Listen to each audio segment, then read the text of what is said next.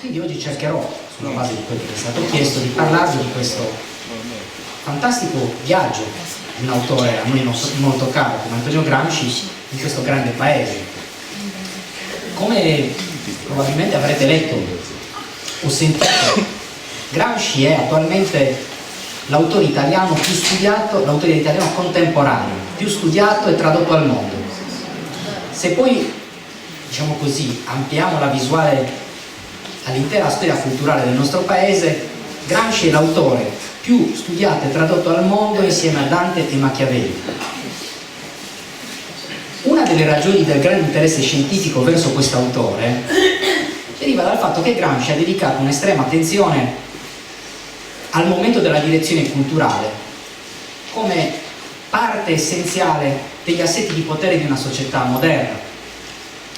Ed è questo un tema di assoluta centralità e attualità oggi, molto più di quanto non lo fosse ai tempi di Gramsci, perché nella realtà contemporanea, segnata dalla onnipresenza di mezzi di comunicazione attraverso i quali si tenta di veicolare l'informazione e formare l'opinione pubblica, diciamo così, il tema della lotta senza quartiere tra i soggetti in campo per formare, plasmare l'opinione pubblica in funzione di determinati obiettivi è il grande ambito di sfida della politica di oggi. Cioè essenzialmente la politica avviene attraverso la costruzione del consenso e il contendersi il consenso dei cittadini, e ovviamente dietro tutto questo c'è un'articolazione molto ricca di strumenti di comunicazione che sono quelli di cui parla Antonio Gramsci. Ecco, Gramsci ha il merito storico di aver chiarito tra i primi, con estrema profondità e continuità, quanto i rapporti di forza di una società moderna e sviluppata si determinino più sul piano egemonico, dice Gramsci, quando parla di egemonia si riferisce alla direzione culturale, di quanto non avvenga, e dunque attraverso quelli che Gramsci chiama gli apparati egemonici della società civile, cioè gli intellettuali, gruppi editoriali, fondazioni culturali, giornali, televisioni, mezzi di comunicazione di massa. Ecco, la direzione politica avviene più attraverso questi ambiti del mondo moderno di quanto non avvenga nella dimensione tradizionale del dominio diretto dello Stato. Oggi questo ci sembra quasi una banalità, in realtà è un'acquisizione fondamentale, perché Gramsci dice tra i primi che in sostanza la rappresentazione dello Stato, secondo cui lo Stato sarebbe semplicemente l'esercizio monopolistico della forza, è una rappresentazione superficiale. Gramsci dice lo Stato è semplicemente la trincea più avanzata dietro la quale si sviluppa una robusta linea di fortezze e casematte che è espressione dell'egemonia culturale dei gruppi che dominano la società. Quindi dice Gramsci la tendenza a contrapporre società civile e società politica, diciamo così, corrisponde a una mistificazione della realtà dei fatti. Società politica e società civile sono strettamente legate e gli apparati egemonici, il ruolo degli intellettuali supporta quella che è la trincea più avanzata. E quindi Gramsci dice nei quaderni del carcere, quando in un paese si intende realizzare una svolta, un'involuzione o comunque determinare degli interventi legislativi di carattere antipopolare, dice Gramsci, non avviene più come nel passato, che ciò, lo stavo dicendo in portoghese, scusate, avviene attraverso i colpi di Stato militari come al solito, come avveniva un tempo. Gramsci dice abbiamo una centralizzazione di certi elementi della società civile, cioè gli intellettuali si mobilitano per creare nell'opinione pubblica la necessità di quella svolta. Quindi faccio un esempio: se si intende fare una riforma del sistema previdenziale pubblico, come sta avvenendo in Francia e come da noi è già avvenuto qualche anno fa, semplicemente ogni giorno degli intellettuali del mondo accademico, giornalistico, culturale e politico appariranno in televisione dicendo il sistema previdenziale non si regge più, se volete garantire la pensione ai vostri figli dovete accettare questa riforma, fino a quando un lavoratore che supererà gli effetti negativi di quella riforma dirà sono costretto ad accettarla perché spero che mio figlio possa avere la pensione. Quindi quel ruolo degli intellettuali che preparano le svolte politiche è esattamente quel che Gramsci definisce egemonia. E Gramsci dice nella scienza politica è avvenuto lo stesso cambiamento che si è determinato nella scienza militare. Gramsci è un uomo che è segnato dalla prima guerra mondiale. Come sappiamo, nella prima guerra mondiale abbiamo il passaggio dalla vecchia guerra manovrata alla guerra di posizione, cioè dalla guerra che era intesa come scontro diretto tra gli eserciti alla guerra di trincea, cioè gli eserciti non si scontrano immediatamente, ma gli eserciti vincono conquistando trincea per trincea il campo nemico. Quindi nella politica avviene la stessa maniera. La politica non avviene mai, o meglio, non avviene più attraverso la conquista della trincea più avanzata e quindi l'assalto diretto allo Stato, ma attraverso le trincee attraverso cui si determina l'egemonia culturale di una società. Grazie a questo crescente interesse internazionale di cui stavo parlando in apertura, l'opera di Gramsci oggi è ritenuta fondamentale per ambiti scientifici molto diversi tra di loro e trova traduzione in senso filosofico e non solo letterale, cioè traduzione organica nelle caratteristiche delle società, anche in realtà profondamente diverse da quelle di cui Gramsci si è occupato in via prevalente. All'interno di questo panorama il Brasile è uno dei laboratori più attivi e stimolanti, anzitutto perché qui il pensiero di Gramsci è rielaborato, ripensato e attualizzato alla luce delle peculiarità culturali, sociali, nazionali. Dunque in una realtà come quella brasiliana, che storicamente è segnata da forme atipiche di modernizzazione dall'alto, con ricorrenti sospensioni delle libertà costituzionali e colpi di Stato autoritari, alcune delle categorie più conosciute di Gramsci a livello internazionale trovano delle applicazioni analitiche particolarmente importanti. Ed è una riappropriazione creativa, coerente con il lascito gramsciano, che è funzionale tanto alla rilettura della complessa storia coloniale di questo paese,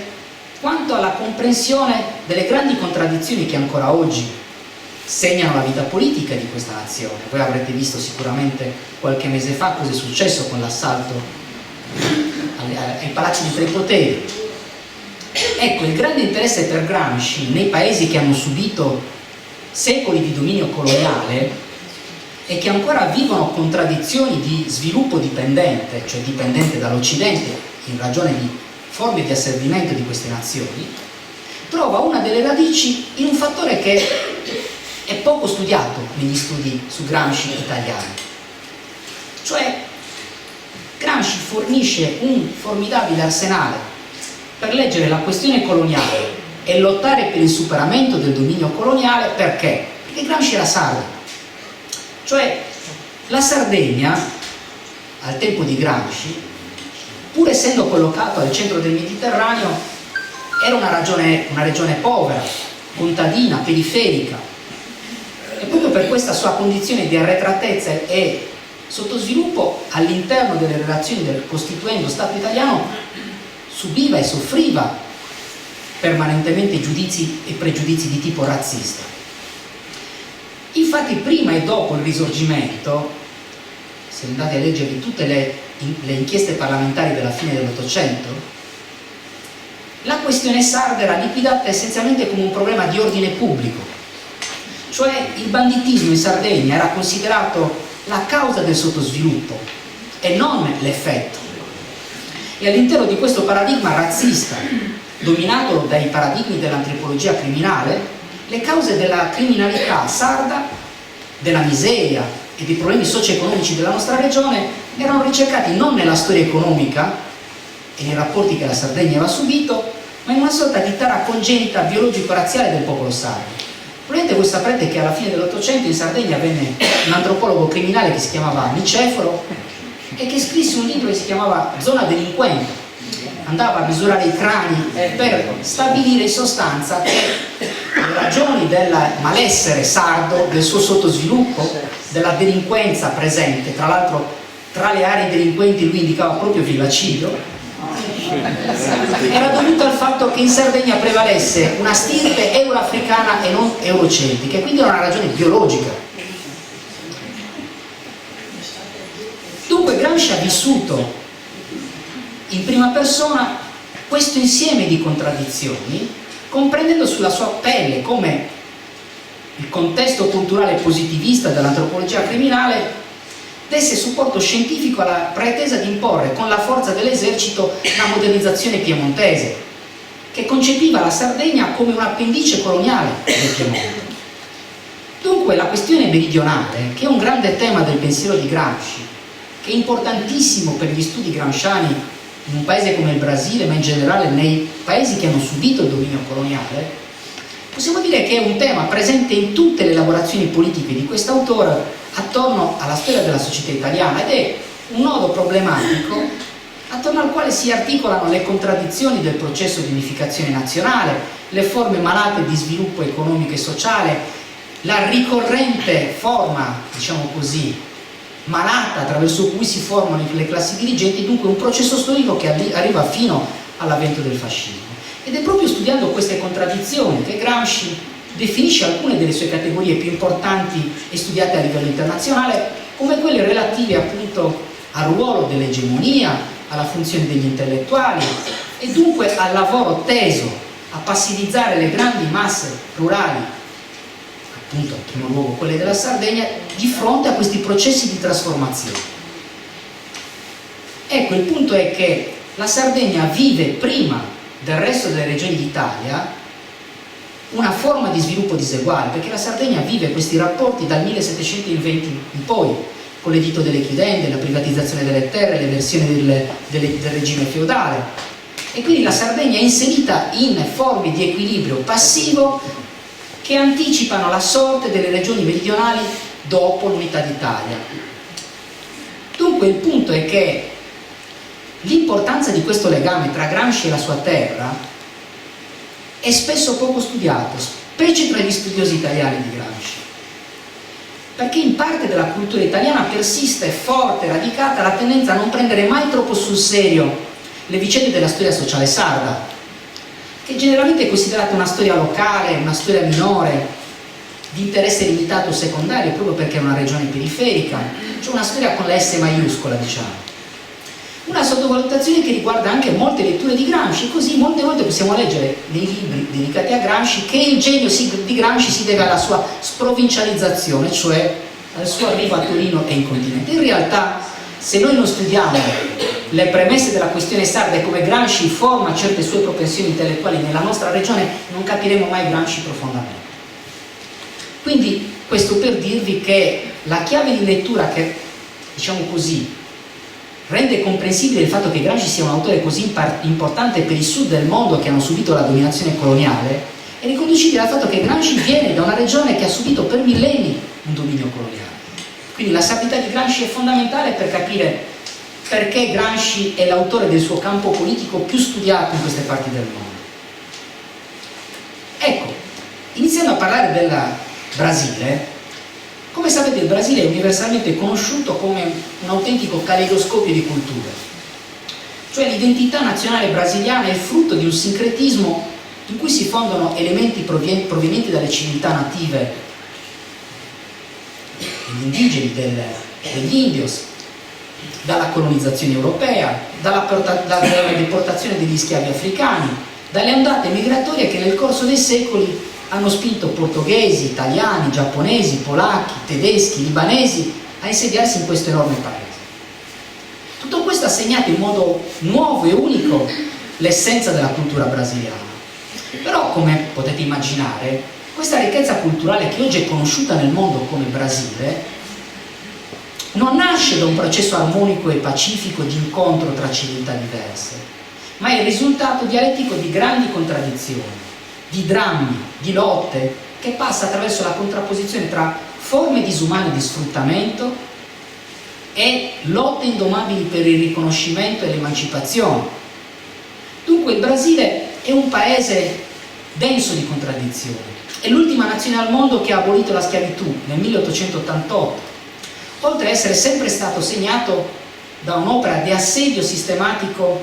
e di distruzione delle civiltà indigene che ancora sopravvivono nell'Amazzonia. Questo processo ha conferito storicamente alle classi dirigenti brasiliane un connotato molto reazionario, spingendole nel corso del loro divenire storico a utilizzare ogni mezzo a disposizione per impedire l'irruzione delle grandi masse popolari brasiliane e dunque per impedire la democratizzazione del paese, l'ampliamento delle basi sociali dello Stato.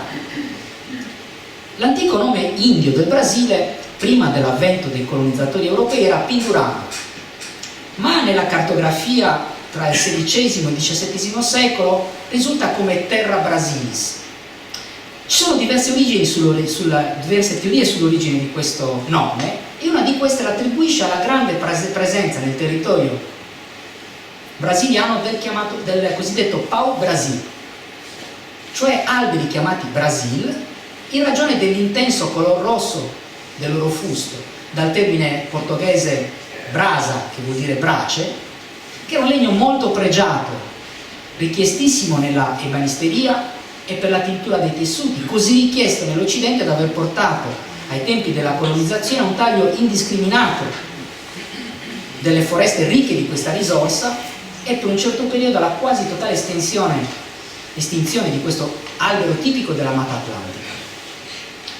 Come tutte le aree del mondo soggette al dominio coloniale, sul piano politico, economico e culturale, come anche la nostra Sardegna ha conosciuto nel corso della sua storia, sin dal principio la storia del Brasile è segnata da forme di saccheggio delle sue ricchezze, sempre per soddisfare interessi fuori dal territorio brasiliano. Come nel resto del mondo, anche il Brasile, con l'espansione coloniale, diciamo così, conosce l'estensione non solo di rapporti produttivi, ma anche ideologici propri della civiltà occidentale. Dunque, all'interno di un unico mercato mondiale, in cui tutti gli altri continenti diventano una funzione subordinata della crescita economica europea, il Brasile vede anche, diciamo così, l'impiantarsi dei codici di civiltà dell'Occidente, dell'Europa, del Portogallo in primo luogo. Questo perché sostanzialmente colonialismo e affermazione delle relazioni moderne europee sono due facce della stessa moneta. Così possiamo dire tranquillamente che il razzismo e la disumanizzazione scientifica degli incivili che noi stessi abbiamo conosciuto con figure come Niceforo sono ben precedenti alla nascita del fascismo e del nazismo, nel senso che il razzismo e la disumanizzazione scientifica degli incivili è immanente alla storia del colonialismo, che ha utilizzato le teorie sull'esistenza di una gerarchia nell'umanità per legittimare un sistema criminale di dominio di una parte del mondo sul resto e, diciamo così, la pagina più brutalmente disumanizzante della storia dell'umanità, cioè la schiavitù.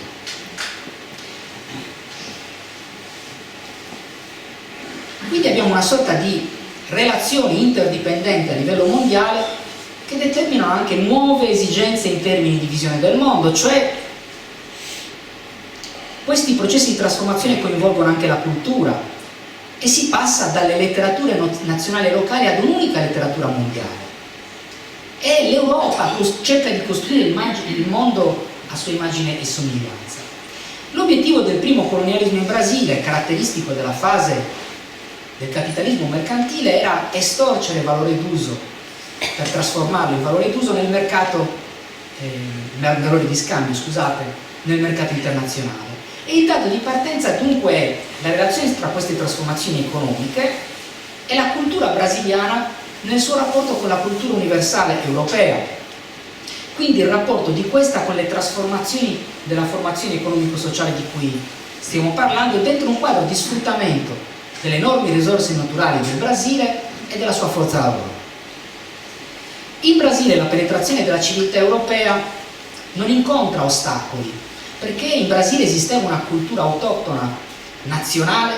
in grado di opporre resistenza al dominio europeo. Cioè la colonizzazione in Brasile è diversa da quella che ha riguardato il mondo arabo, l'India, la Cina, il Messico, il Perù. Quindi possiamo dire che in questa fase iniziale le classi dirigenti brasiliane trovano costantemente il proprio punto di riferimento culturale e ideologico nella cultura europea, non si sentono brasiliani. Ancora oggi parte delle classi dirigenti brasiliane non si sentono rappresentanti di questo caleidoscopio di cultura, loro si sentono degli europei nell'America Latina. Dunque, nato in un momento storico in cui si forma il mercato mondiale, proprio come conseguenza della sua espansione, sin dalla sua origine il Brasile era erede delle classi dominanti del patrimonio culturale universale occidentale di cui si sentiva gemmazione. Ma questo lo vediamo anche nella nostra storia sarda. Le classi dirigenti sarde, che furono protagoniste di quel processo di modernizzazione a danni della stragrande maggioranza del popolo sardo, non si sentivano espressione della nostra cultura, si sentivano espressione di un'altra cultura. Erano rappresentanti e come posso dire, numi tutelari di quegli interessi che erano esterni alla nostra ragione. Come ha scritto un grande autore che si chiamava Carlos Nelson Coutinho, che è stato il più grande intellettuale gramsciano brasiliano, che è morto 10 anni fa, e che è stato protagonista dell'opera di traduzione, divulgazione e di traduzione filosofica di Gramsci in Brasile, quando il pensiero brasiliano importava un'ideologia universale, le sue classi sociali dominanti trovavano sempre in quella cultura l'espressione più elevata dei propri interessi. Dunque non si ponevano mai come classi dirigenti nazionali. E quindi Coutinho dice anche, quando nasce la stessa classe operaia in Brasile, inizialmente non trova la sua espressione nella lotta per superare la subalternità imposta alle comunità indigene o a quelle di origine africana, bensì nello stesso universalismo culturale cosmopolita di cui si erano nutrite le classi dominanti. E questo dà una visione abbastanza eurocentrica della loro idea di emancipazione, cioè loro sarebbero potuti emancipare semplicemente assumendo gli schemi di civiltà dell'Europa. Dunque, nello stesso seno di questa cultura universale si formano correnti ideologiche diverse, di carattere progressista o anche reazionario. Il punto è che queste correnti sono accomunate da un dato di fatto, cioè dal fatto di recepire passivamente canoni culturali che vengono dal di fuori, e dunque dalla difficoltà a costruire una cultura popolare nazionale con le quali le classi dirigenti brasiliane potessero dar vita a un processo di unificazione nazionale autonomo, non dipendente da fuori. Ed è un tema che Gramsci vede nella storia italiana, dove Gramsci parla della continuità degli intellettuali come ceto, ma della natura cosmopolita degli intellettuali italiani, che ha impedito il formarsi di una cultura popolare nazionale, che quindi ha determinato una frattura tra gli intellettuali e il popolo nella storia italiana. In questa contraddittoria transizione verso la modernità, tutte le grandi svolte politiche vissute dal Brasile si iscrivono entro dinamiche che, usando una categoria di Gramsci, potremmo definire di rivoluzione passiva. Cos'è la rivoluzione passiva? Gramsci dice che la storia d'Italia è dominata da un primo elemento. Quando si creano le condizioni per il risorgimento, la classe protagonista del risorgimento, cioè la borghesia piemontese, era limitata in termini numerici e egemonici. Vale a dire, si trovava un sud che era completamente diverso, che era ancora dominato da relazioni di tipo semifeudale, soprattutto nella proprietà terriera, e quindi Gramsci dice, in Italia non abbiamo la dialettica che vediamo nello sviluppo capitalistico dell'Inghilterra, dove alla vecchia proprietà terriera corrispondeva, si contrapponeva una borghesia industriale e commerciale. Gramsci dice, questa dialettica in Inghilterra fa nascere anche la dialettica parlamentare, fa nascere i moderni partiti conservatore e liberale. Gramsci dice, in Italia non esiste questo, abbiamo un compromesso tra gruppi sociali che teoricamente dovrebbero essere su trincee opposte, la grande proprietà rurale che vive parassitariamente sulla miseria contadina e le parti più dinamiche del nord. E Gramsci dice, si formano delle classi dirigenti attraverso il trasformismo, che non è una modalità di malcostume politico, diciamo così, ma una modalità di formazione delle classi dirigenti per cooptazione. Quindi l'importante è che si garantisse l'equilibrio, e quindi alle classi dominanti del nord andavano benissimo i proprietari terreni del sud, anche se erano, diciamo così, contraddittoriamente inseriti in un processo di trasformazione nazionale. Perché? Perché garantivano quell'equilibrio che si basava su un'idea molto semplice, che il sud dovesse essere un mercato di sfruttamento semicoloniale al servizio del nord, e quindi l'Italia si costruisce sulla base di un rapporto diseguale, dove l'arricchimento del nord è inversamente proporzionale all'impoverimento sistematico del mezzogiorno.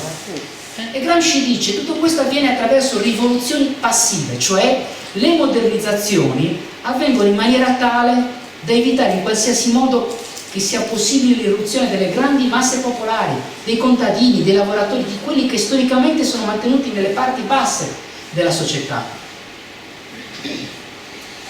Ecco, questo processo che ha l'obiettivo di mantenere fuori le grandi masse dalle svolte di modernizzazione, cioè garantire gli equilibri passivi che fanno sì che ci sia chi domina e chi è dominato, caratterizza anche la storia del Brasile. E noi in Sardegna abbiamo avuto degli esempi tremendi di questa modalità di sviluppo diseguale. La Sardegna infatti è una regione che ha subito il passaggio all'unità d'Italia in primo luogo attraverso il protezionismo. Voi sapete che alla fine dell'Ottocento l'Italia, per proteggere la grande produzione industriale del nord e i grandi latifondisti che producevano grano nel sud, impongono i dazi doganali. Quindi per proteggere le due classi su cui si è costruito il paese, impoveriscono tutta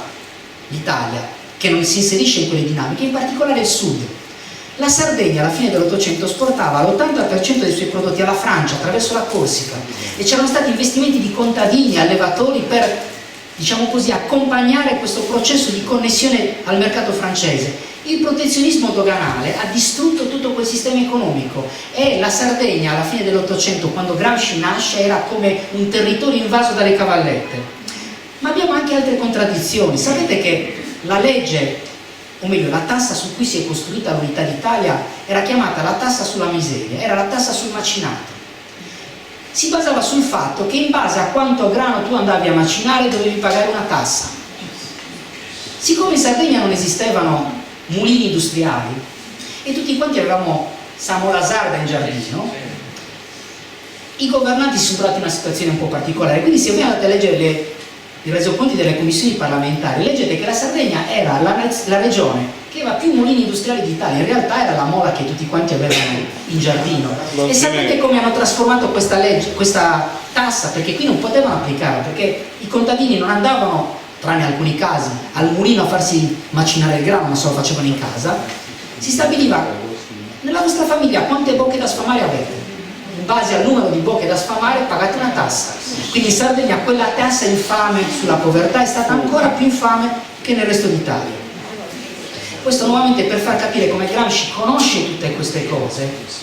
e la sua elaborazione parte da queste esperienze. Quindi disinteressarsi della parte sarda della formazione di Gramsci significa non comprenderlo.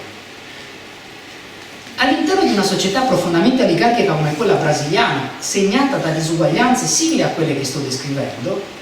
e da uno spirito classista e razzista delle sue elite, questa transizione verso la modernità avviene con forme molto simili a quelle che Gramsci vede nella storia italiana dal Risorgimento al fascismo. Per questo in Brasile si prendono queste categorie per spiegare la storia coloniale e il processo di transizione alla modernità.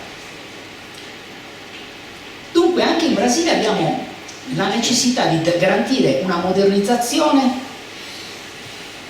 che però è funzionale a mantenere quell'equilibrio passivo tra le classi sociali.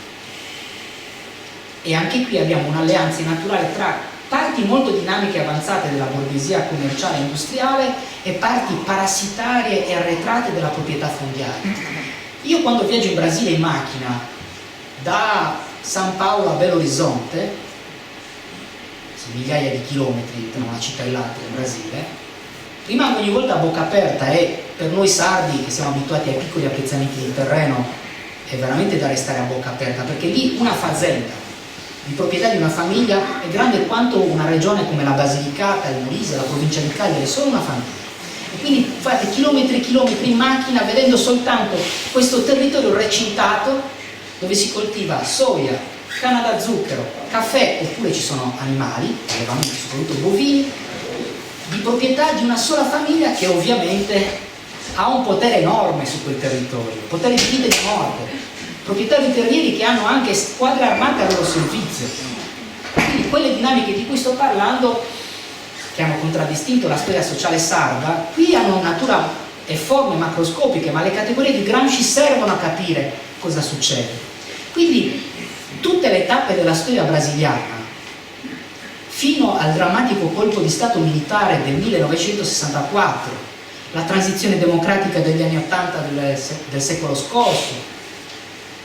ma prima ancora l'indipendenza del 1822, l'abolizione della schiavitù nell'88, la nascita della Repubblica nell'89, le trasformazioni del blocco sociale dominante nel nuovo secolo, cioè negli anni 30 durante l'era Vargas. Ecco, queste tappe fondamentali della storia brasiliana sono contraddistinte da una sorta di elitismo antipopolare che ha pervaso non soltanto gli ambienti più reazionari, ma anche quelli liberali, che erano pronti a sostenere anche la dittatura più sanguinaria pur di impedire il cambiamento degli equilibri sociali. All'interno di questa dialettica storica, segnata con tratti di sangue e fuoco dalla violenza,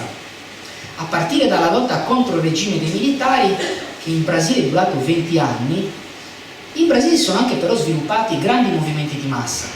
organizzazioni sindacali, politiche, che hanno conteso palmo a palmo il paese a quelle classi dominanti. E dunque nell'urto tra queste contraddizioni sono nati grandissimi intellettuali non conosciuti da noi, come Astrogildo Pereira, Caio Prado Jr., Nelson Werneck Sodré, Florestan Fernandes, figure rivoluzionarie a capo di cafoni, cioè di gente sfruttata, come Luis Carlos Prestes, come Carlos Marighella. Dunque, nonostante la dittatura militare sanguinosa degli anni 60, l'uso sistematico della tortura, la sparizione di intere generazioni, in Brasile in questi anni riesce comunque a fiorire un composito movimento culturale alternativo nella musica popolare, nel teatro, nel cinema, nella letteratura, nell'arte, che è destinato a evadere le strette maglie della censura e a varcare i confini nazionali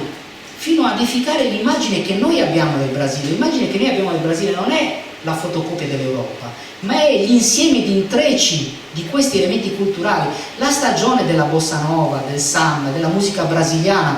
che sembra parlino sempre di andare a bersi una birra, ballare e amarsi. In realtà ci sono dei testi che sono durissimi contro la dittatura, contro l'oppressione. E queste, diciamo così, manifestazioni culturali alternative nascono in un contesto che è drammatico, che è quello della dittatura militare. Ecco, in questo contesto si inserisce la figura di Antonio Gramsci. Voi sapete che la biografia di Gramsci è segnata dal dramma della dittatura fascista, non solo per la carcerazione che porta Gramsci a morire in carcere, ma anche perché il crollo delle istituzioni liberali e del movimento operaio in cui Gramsci militava spinsero quest'autore a indagare le ragioni più profonde di quella sconfitta e le origini storiche del fascismo, perché per Gramsci il fascismo non era una parentesi irrazionale nella storia d'Italia, aveva radici profonde in quella contraddizione della storia nazionale. E dunque da questo travaglio nasce un'opera intimamente problematica e complessa come i quaderni del carcere, oggi studiati in tutto il mondo, e io credo che proprio in questa premessa troviamo alcune delle ragioni del successo di Gramsci in Brasile, perché la diffusione di Gramsci e il crescente interesse della sua opera si lega anche qui al dramma del colpo di stato militare del 64. Come mi è capitato di scrivere in altre occasioni, come il tribunale speciale fascista non riuscì a impedire al cervello di Gramsci di lavorare per 20 anni, che era uno degli obiettivi che il giudice che lo condannò dichiarò espressamente, alla stessa maniera la dittatura militare non poté sradicare questo interesse crescente verso un nostro autore, come Gramsci, e al contrario il pensiero di questo autore sardo divenne per diverse generazioni uno stimolo di resistenza intellettuale alla brutalità del regime e insieme una chiave di lettura per decifrare tutti i processi di modernizzazione nazionale e comprenderne dunque razionalmente la storia politica, economica, culturale. E così negli anni 70, alle prime avvisaglie della crisi della dittatura militare, Gramsci tornò prepotentemente nel dibattito politico,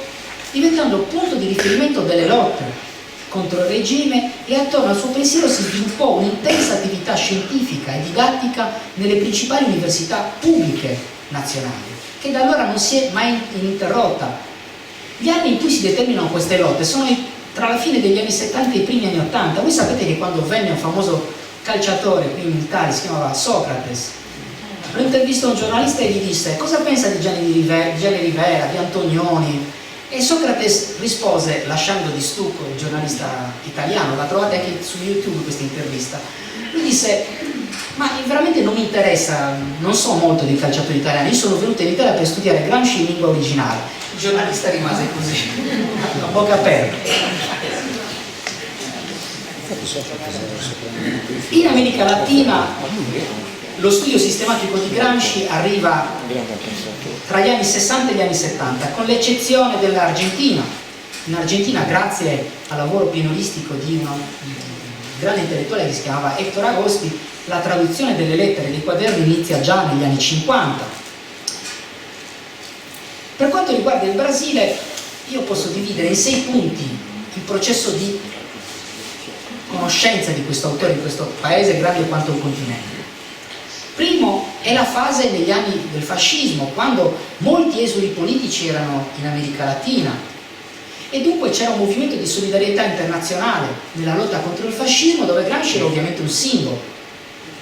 Poi c'è la fase di ricostruzione del movimento dei lavoratori in Brasile nel dopoguerra,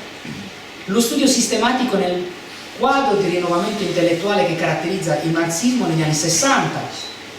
la scoperta dell'universo gramsciano da parte del mondo accademico e il fiorire multidisciplinare degli studi accademici in suo onore. In Brasile, in tutte le principali università pubbliche ci sono corsi di laurea, di dottorato, di specializzazione dedicati a Gramsci, e Gramsci è studiato nella teologia,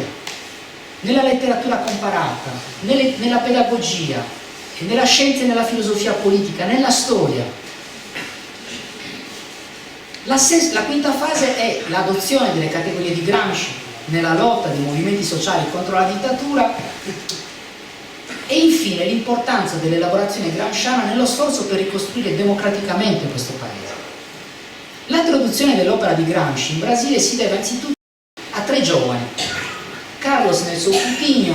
Leandro Conder e Luis Mario Gazzanio, che nel 1964, poco dopo il colpo di Stato militare, si riunirono a Rio discutendo, diciamo così,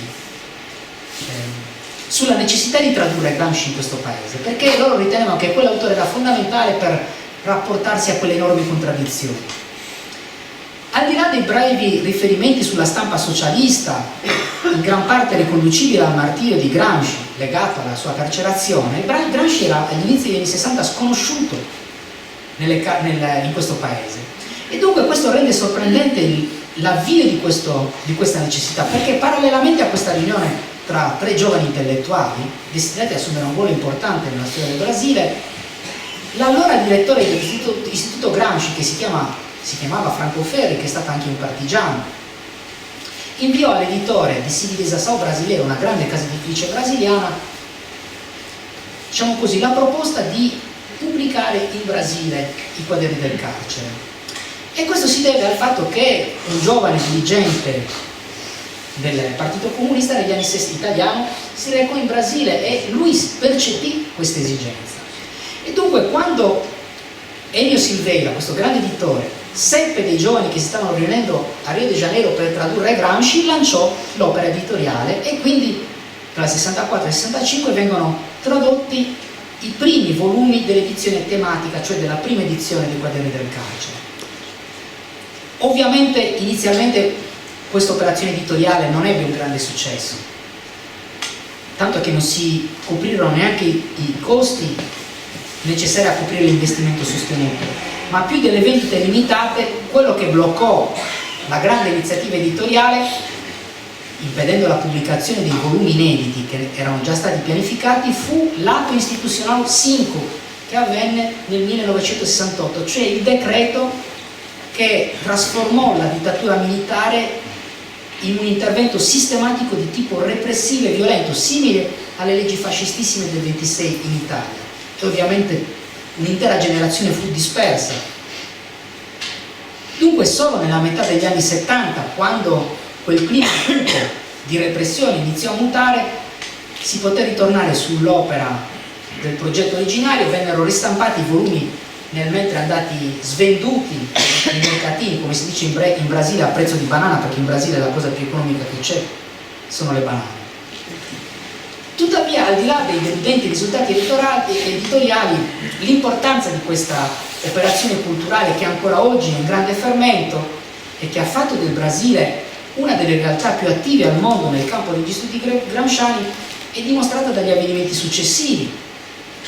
Perché Gramsci nel mentre ha continuato a percorrere carsicamente, anche negli anni della dittatura, gli studi nell'università, fino a venire alla luce 10 anni dopo l'inizio di questa avventura. In una fase delicatissima per il Brasile, una fase che va dalla crisi del regime militare fino alla democratizzazione, il pensiero e le categorie di Gramsci trovano, diciamo così, un inaspettato interesse fino a essere al centro del dibattito politico, cioè nei principali giornali nazionali. I politici iniziano ad utilizzare il lessico di Gramsci, le categorie di Gramsci. È un fenomeno inimmaginabile appena 20 anni prima, e uno dei protagonisti del Rinascimento gramsciano negli anni '80, Marcos Aurelio Nogueira, scrisse un articolo nel quale non nascose la sua sorpresa per questo grande successo, e parlò di moda intellettuale attorno a Gramsci, e che ebbe come altro lato della medaglia anche un uso non sempre coerente delle sue categorie. Il punto è che di fronte alle trasformazioni della realtà brasiliana, Gramsci fornì uno strumento utilissimo per comprendere il fatto che il Brasile non fosse, come invece alcuni gruppi della sinistra rivoluzionaria pensavano, un paese totalmente arretrato. Perché? Perché alla fine degli anni 60, quando si determina quella svolta autoritaria, una parte del movimento che resiste alla dittatura arriva alla conclusione che il Brasile non è un paese come quelli che Gramsci descrive, cioè dove lo Stato è solo la trincea più avanzata e dietro c'è un'articolazione ricca di una società civile. Quindi la loro idea è che lì non si può fare una guerra di posizione, conquista trincea per trincea, l'unica cosa è la lotta armata per conquistare lo Stato, e quindi loro ritengono che Gramsci non serva, cioè l'idea di conquistare egemonicamente la società, e si rivolgono ad altri riferimenti intellettuali, Che Guevara, il maoismo. In realtà questa generazione è letteralmente schiacciata e dispersa, ma soprattutto questa generazione non si rende conto che nel mentre il Brasile era cambiato enormemente. Il Brasile aveva una società civile ricca e articolata, e quindi quelle modalità di lotta politica erano necessariamente perdenti. Quindi una volta che questo movimento, che fa la scelta tragica e sbagliata della lotta armata, viene sconfitto, Gramsci ritorna in circolo, e le sue analisi sulla complessità della società diventano fondamentali per pensare, diciamo così, la transizione e l'uscita dalla dittatura. E queste teorie di Gramsci favoriscono la nascita di grandi lotte popolari di massa in tutti i livelli della società brasiliana. Le lotte sindacali, in particolare quelle dell'ABC paulista, cioè le grandi industrie di macchine, la Volkswagen, la Fiat, la Ford, tra Belo Horizonte e San Paolo, ma anche lotte del mondo della scuola e lotte di tutto un movimento che chiedeva le elezioni. Quando Socrates arrivò in Italia, la scuola di calcio di Socrates, che era il Corinthians, che è una delle più principali squadre di calcio brasiliane, si impegnò tantissimo per la democratizzazione. Infatti si parla di democrazia corinziana, e Socrates era uno dei leader. E di fronte a una folla oceanica che chiedeva le elezioni, Socrates disse, Socrates, che ovviamente era richiesto dalle squadre italiane, disse di fronte a una folla enorme: se verranno accettate le nostre proposte di riforma e dunque di elezioni immediate democratiche, io non lascerò il paese, resterò qui. Ovviamente non si realizzò questo, e Socrates arrivò in Italia proprio perché la democratizzazione non si determinò. Dunque il punto è che attraverso le categorie di cui sinteticamente ho cercato di parlarvi, adesso chiudo il mio intervento per aprire una discussione, fu possibile comprendere meglio questa nazione. Cioè Gramsci aiutò a comprendere, queste sono parole che sto utilizzando ma non sono mie, sono gli intellettuali degli anni 70 del Brasile, cioè Gramsci aiutò a comprendere il Brasile moderno, industriale, di massa, che gli intellettuali avevano di fronte e che non erano riusciti a comprendere. E dunque da questo si spiega perché abbiamo una simile ricchezza. Nel Brasile di oggi il pensiero di Gramsci è ancora di più una risorsa analitica e programmatica fondamentale, e proprio per questo, al di là del pensiero critico in generale e del materialismo storico in particolare, una figura che voi avrete sentito nominare molto spesso, che è Jair Messias Bolsonaro, ha individuato in Gramsci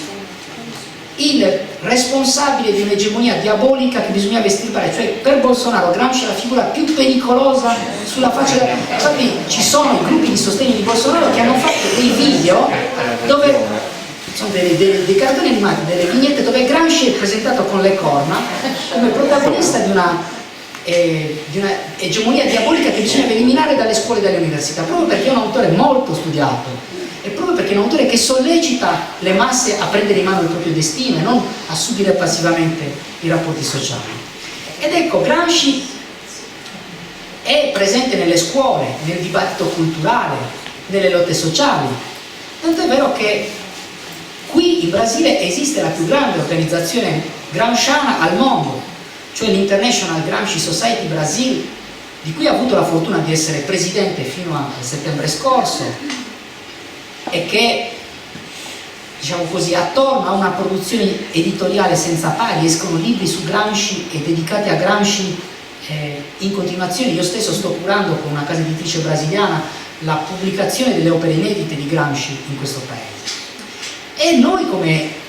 organizzazione di studiosi accademici, l'International Gramsci Society Brasil, abbiamo avviato una mappatura dei gruppi di studi accademici dedicati a Gramsci, cioè gruppi formalmente registrati a livello ministeriale che hanno dei docenti e degli studenti che ogni settimana lavorano sugli scritti di Gramsci, e abbiamo raggiunto l'incredibile cifra,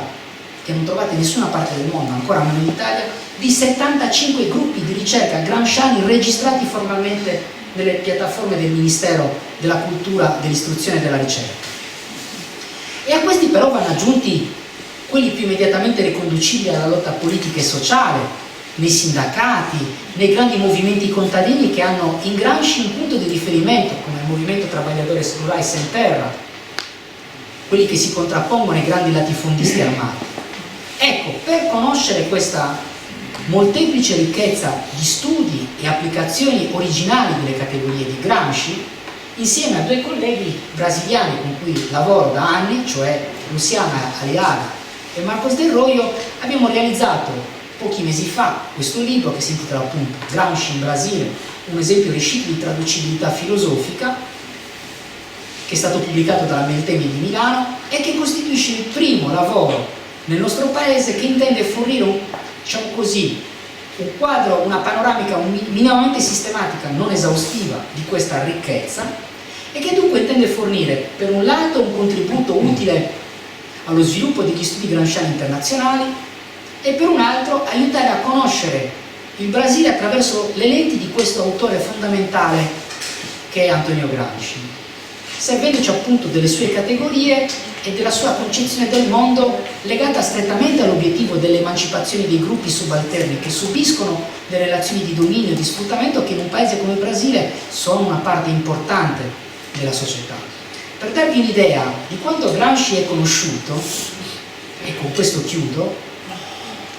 vi faccio notare un aspetto. I brasiliani hanno un'idea abbastanza vaga della geografia italiana, come noi abbiamo ovviamente qui in Italia un'idea abbastanza vaga della geografia brasiliana. Eppure se voi leggete tutti i libri dedicati a Gramsci, leggerete sempre l'intellettuale sardo e sanno cos'è la Sardegna essenzialmente per Gramsci. In Brasile ha molto successo anche un altro grande intellettuale italiano, un filosofo come Norberto Bobbio, però non leggerete mai nelle opere dedicate a Bobbio l'intellettuale o il filosofo piemontese. Nel caso di Gramsci sì, e questo ci dice credo parecchio. Grazie per l'attenzione, scusate se